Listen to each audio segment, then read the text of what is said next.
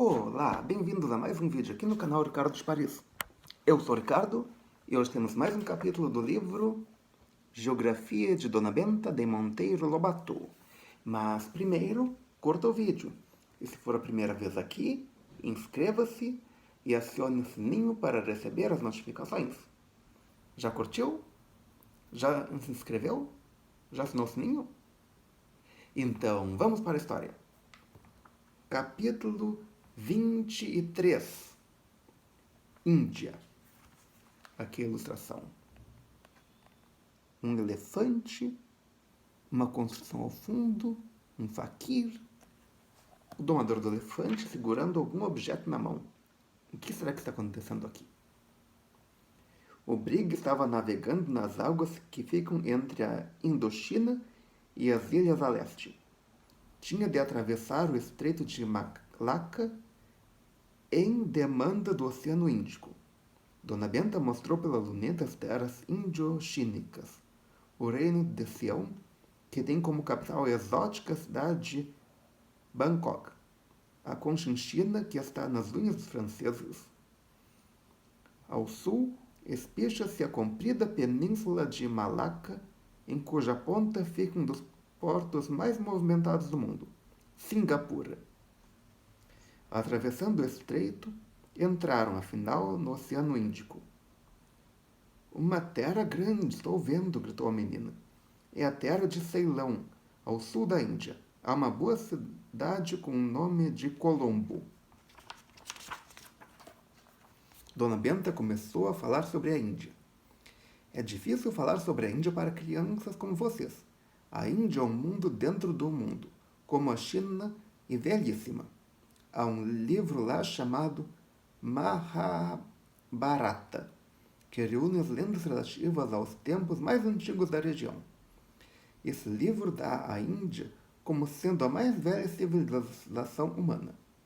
Mas para compreendermos um bocadinho desse enorme triângulo de terra que constitui a ponta sul da Ásia, temos de correr uma vista de olhos pelo conjunto, com a luneta. Dona Benta assentou a luneta para mostrar em conjunto as terras da Índia. Vejam, lá a nordeste há aquele formidável maciço de montanha que separa da China. É a cadeia do Himalaia, onde se encontram os picos mais altos do globo. O mais alto de todos, aquele lá cobertinho de neves eternas, é o Everest, com quase 10.000 metros de altura. Consegue imaginar 10 quilômetros de altura? É quase, um pouco menos. E cá a noroeste há também aquela montanha chamada Suliman e Kirdar, que a separam do resto da Ásia. Agora notem as grandes bacias fluviais. A oeste tem como eixo o grande rio Indo, que deu nome à região. Indostão, ou terra do Indo, chama-se isso a que chamamos Índia. Esse rio despeja no mar da Arábia. Depois temos aquela outra bacia a leste centrada no famoso rio Ganges. Reparem, o Ganges despeja no Golfo de Bengala, formando um enorme delta. A grande cidade que vocês estão vendo ao sul do delta chama-se Calcutá, a capital da Índia. Notem que ao sul do Ganges existem outras enormes bacias fluviais. Essas várias bacias formam extensíssimos vales de terras grandemente férteis. Não há desertos por ali, como vocês estão vendo. Por toda a parte, o mesmo oceano de verdura, e que verdura! Como o clima é quente e a umidade muita, a vegetação atinge o apogeu do desenvolvimento. Todas essas condições reunidas fizeram que o território da Índia se tornasse um viveiro sem igual. Viveiro de passarinhos? Perguntou Emília. Não, viveiro de tudo. A quantidade de animais é infinita. Leões, leopardos, tigres, lobos, ursos, tudo em quantidades enormes. Porque é enorme a quantidade de animais herbívoros que lhes servem de alimento, como os antílopes, os veados, os búfalos, os porcos do mato e a miuçalha toda. E há também elefantes e rinocerontes. Em matéria de répteis, a mesma riqueza. Cobras e mais cobras, entre elas a famosa cobra de capelo, ou naja. E 2 tipos de crocodilo, sendo um deles o tal guavial de que já falei, um comedor de carniças que boia no Ganges. O que há de peixe nas águas não tem conta. E insetos? Vocês podem facilmente calcular a riqueza em insetos dessa imensa região úmida e quente. Insetos e aves, porque há sempre muitas aves onde há muitos insetos. Vida, vida e mais vida. A Índia é o maior viveiro de vida que o nosso globo conhece. Será que é assim ainda hoje em dia? Se você conhece a região, esteve lá, coloque nos comentários aqui embaixo qual foi sua impressão sobre a quantidade de animais na Índia. Estou curioso para saber. E também para ver quem é o primeiro a responder isso. Ora, se a vida animal prolifera ali com essa exuberância, deve haver uma razão. Qual é? Milho, vovó, boia farta, gritou Pedrinho. Onde há comida em abundância, toda sorte de bicharia. Isso mesmo, a riqueza da flora determina a riqueza da fauna, porque o que nós chamamos animal, seja inseto ou homem, não passa de uma praga, ou de um parasita, que dá nos vegetais. Se o vegetal desaparece, a parasitália inteira desaparece também. Todos nós, eu, você, aquele mosquitinho ali, os rinocerontes, as borboletas, todos nós somos parasitas das plantas. Isso não, vovó. Os carnívoros não vivem das plantas. Não vivem diretamente, vivem indiretamente.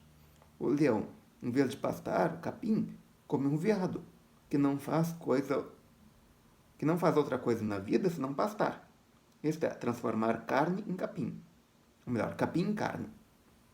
Sendo a Índia um tal viveiro de vida, está claro que não podia deixar de ser também viveiro de homens. E o animal homem proliferou na Índia como o coelho na Austrália.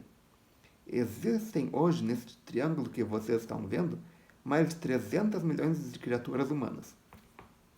Isso naquela época que o livro foi publicado. Provavelmente hoje deve ter bem mais. Então, antes de escrever algum trabalho na prova, usar isso aqui como consulta, pesquise em outros lugares mais atualizados. 300? Então é quase tanto como a China. Proporcionalmente ao território é mais. A China tem 400 milhões de chineses para 11 milhões de quilômetros quadrados. A Índia tem acima de 300 milhões de indianos para uma superfície menos da metade da China. Quer dizer que, se a China fosse tão intensamente povoada quanto a Índia, teria em vez dos seus 400 milhões quase 1 bilhão. Também verifique antes de colocar alguma prova. Todos os dados aqui podem estar desatualizados. A senhora falou certo, dizendo que é ali o maior viveiro de vida do mundo. Exclamou Pedrinho assombrado. Quanta comida! A população do Amazonas sempre é proporcional à quantidade de alimentos que o solo pode oferecer. O fato de a Índia povoar-se de tantos tigres, elefantes, panteras, antílopes, insetos, crocodilos, peixes, borboletas, moscas e homens, vem só disso, comida para todos. É então um coxo, vovó, disse Narizinho. O maior de todos. Mais que um coxo. É o coxo. Na Groenlândia, por exemplo, que tem uma superfície de 1/3 da Índia, só cabem os ursos, as focas, os pinguins e 10.000 ou 12.000 esquimós. Não há comida para mais estômagos. E os pobres esquimós têm que suar o topete para manter suas vidinhas. Ora, pois estamos diante de um coxo imenso, de um coxo gordo, de um coxo geral, do grão coxo em suma. Essa pletora de comida deu como resultado que, de vários pontos do globo, acudissem mais homens para tomar parte do banquete. E a história da Índia não passa do avanço desses outros homens no coxo geral. Primeiramente vieram do Planalto de Pamir, aqueles arianos dos quais parte migrou para a Europa, dando lá origem aos povos de raça branca. Desceram para aqui porque no teto do mundo a comida estava se tornando difícil. Esses arianos eram gente rígida e de mais força mental do que os dravidianos, a gente de pele escura que por esse tempo fervilhava nos vales da Índia. E os arianos dominaram a zona inteira apesar da inferioridade numérica. O número nunca valeu muito na vida. Vale o jeito e a esperteza. Um punhado de arianos dominou completamente o enxame de dravidianos e, para defender-se deles, para evitar que se revoltassem, inventaram um tal sistema de caças, que ainda perdura até hoje. Que é isso? Um meio que os que estavam em cima, e eram poucos, inventaram para conservar em submissão os que estavam debaixo, e eram muitos. Com sua esperteza natural, os arianos de cima convenceram os dravidianos de baixo de que eles formavam uma raça inferior, maldita e indigna, e proibiram da maneira mais absurda o menor contato entre as pessoas das duas classes. Separação ainda pior que a notada por vocês nos Estados Unidos entre os brancos e os pretos. E desse modo, conseguiram conservar durante séculos a grande massa da população num nível tão deprimido que, apesar dos párias, os malditos, serem milhões e milhões, nunca tiveram sequer a ideia de revoltar-se. Hoje a coisa está mudando.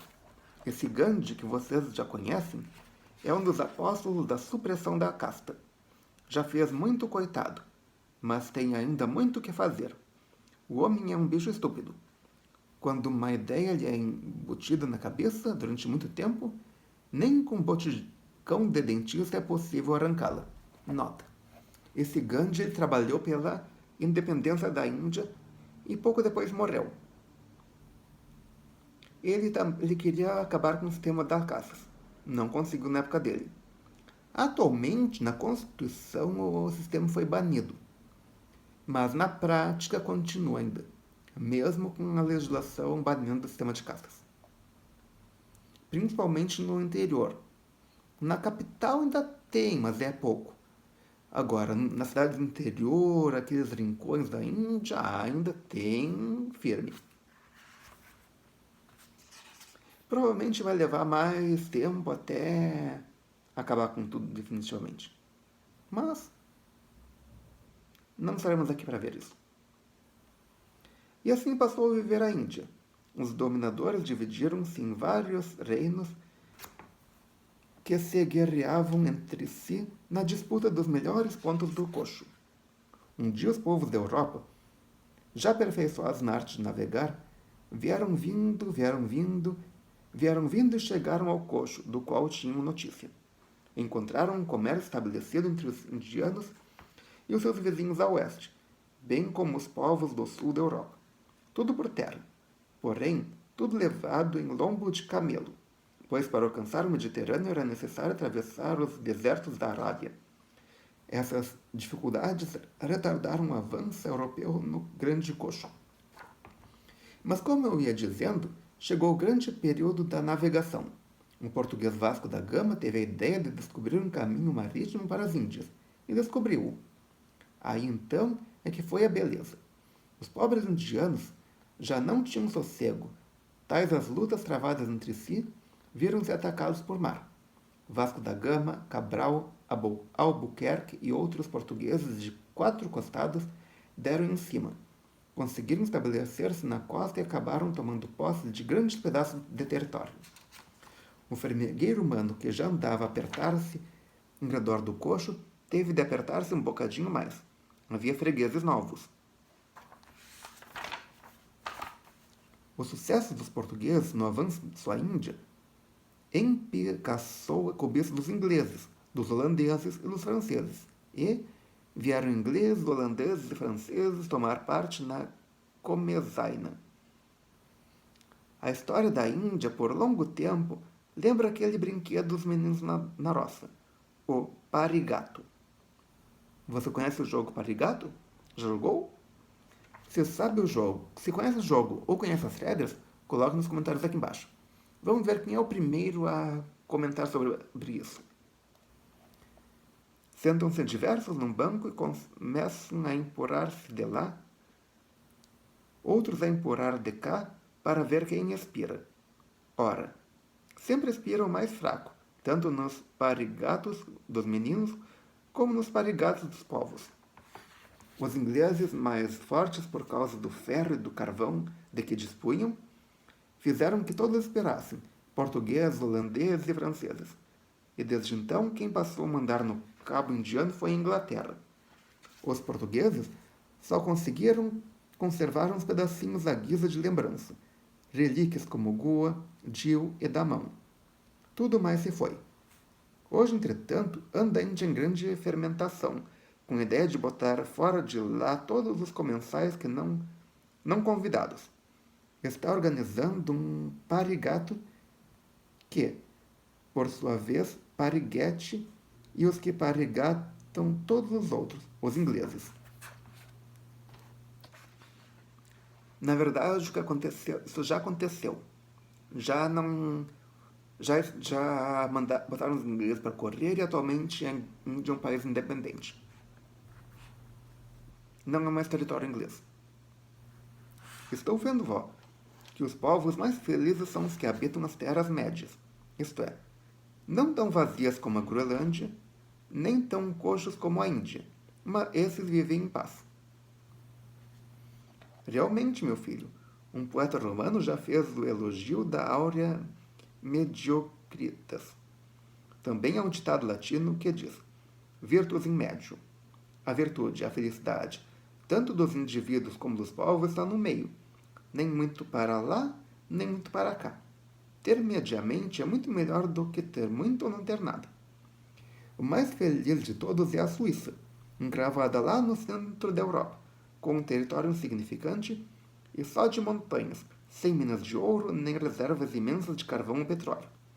Ninguém se lembra de conquistar a Suíça, e a Suíça vai vivendo na mais duradoura paz entalada entre povos que não fazem outra coisa senão erguer-se numa guerra para começar outra.